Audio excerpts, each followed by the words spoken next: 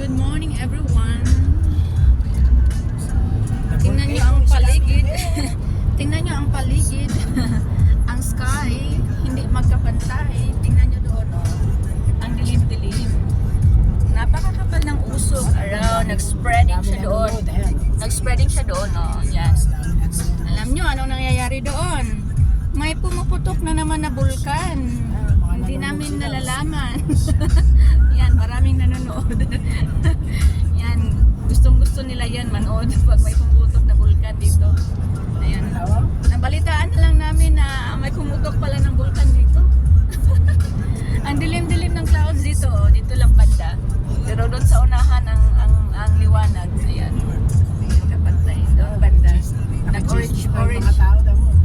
Medyo orange yung yung atmosphere niya sa banda doon na may sa naputukan niya.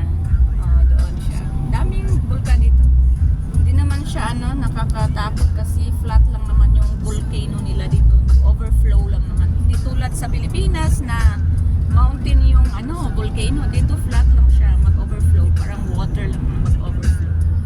Ayun, ang ganda-ganda ng doon. Ang ganda-ganda ng sky nila doon. Puting-puti. Dito, klaro na kayo. Malapitan na. Usok-usok. Diyan sana kami pupunta eh.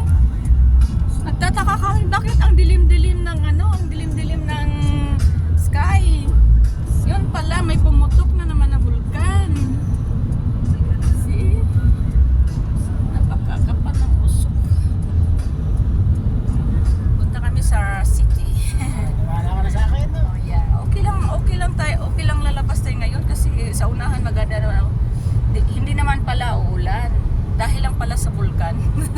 Kaya dumilim ang ulap. Yan, guys.